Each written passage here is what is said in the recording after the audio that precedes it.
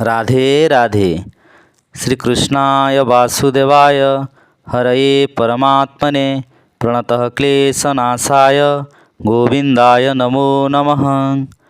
प्रेमानंद जी महाराज परिवार तरफ समस्त को राधे राधे। 56 कोटी जीव भितर मनुष्य के आम श्रेष्ठ जीव बोली कहसूँ। केतेबेले मनुष्य के श्रेष्ठ जीव कहमा जदि तार भितर मनीष पणिया बा तार गुण चरित्र ठीक अच्छे ताहले आमे ताके मनुष्य रूपे गणना करमा। 84 लाख जोनि भ्रमण कला परे जाए आमको मनुष्य जोनि प्राप्त होइछि।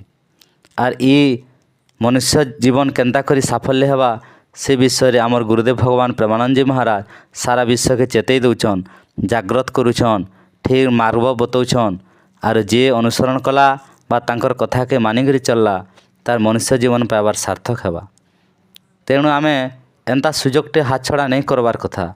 काँ करिकी ई जेन जन्म मृत्यु चक्र चलीचे ताके बंद करबार लगे बा भगवत प्राप्ति लगे ये मनुष्य जन्म भगवान अशेष कृपा आमको मनुष्य जन्म मिली। यदि मनुष्य जन्म फायदा नहीं उठाना पशु भलिया जीवन काटना फिर आमको अलगा जनी प्राप्त हेबा। फिर 84 लाख भ्रमण करबार लगी पड़वा। आमे सबे जानिछुँ पृथ्वी भितर गुटे ही जीव मनुष्य तार सुख दुख अन्य के शेयर करि पारसी बा अन्य के जणै पारसी। किंतु हे पशु पक्षी बा आर भी जेन अनेक जीव अछन तांकर दुख काहे जणे पारबे के। जेते कष्ट आसू से मन को सहबार लगी पड़वा। आमे सिना आमर शरीर रे ज्वर हैला कि कौनसी रोग हेले उपचार लगी डाक्तर पाखे जाई करी भल मन कहि पारसुँ किंतु अन्य जीव कहि पारबे के। तेणु आमर लगी गुटे इटा ही भल सुजोग भगवान ने लीन हेबारटा।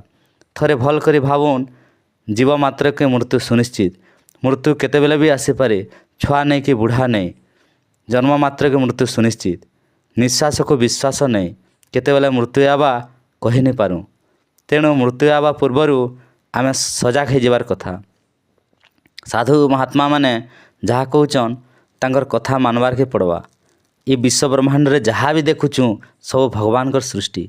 से सृष्टिकर्ता, पालनकर्ता और संहारकर्ता भी भगवान सबुठाने अछन, सबु जगह ने अछन, सबु जीव भितर अछन।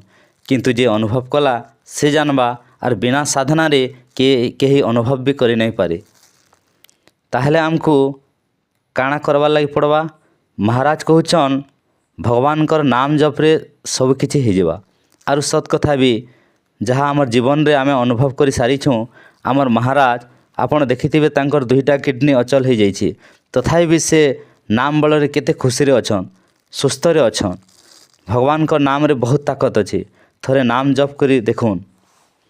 जे निष्ठ के मानि पारला कृष्ण हरि राम राधा जहाँ के जेनटा पसंद लागुछि नाम जप करुन। आमे जेहेतु महाराज को परिवार, महाराज आमर गुरु, तेणु आमे राधा नाम जप करसुँ आरु आमर इष्ट राधा रानी।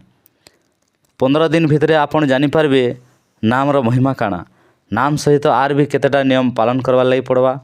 जेनटा कि आमर महाराज कहउछन माछ मांस अंडा पूरा छाड़बार लगी पड़वा।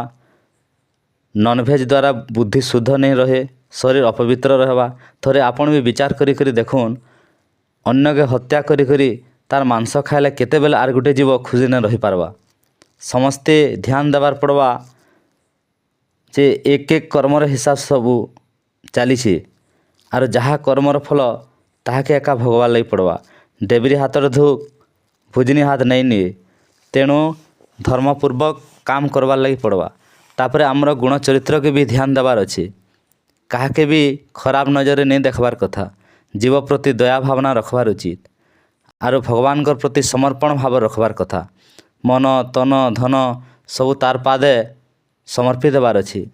तेणु महाराज कहबार हिसाबे निरंतर नाम जप करी खान पान शुद्ध करी चरित्र ठीक करी यदि भगवान को ठारे समर्पण भाव रखी यदि आगे बढ़मा तापरे देखबे आपणकर जीवन रे केंता परिवर्तन आसवा।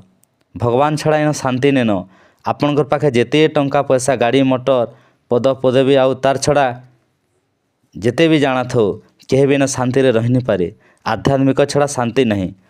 मेडिसिन रे शरीर रोग ठीक हो पारे किंतु मन के ठीक करवार मेडिसिन नहीं आध्यात्मिक छड़ा।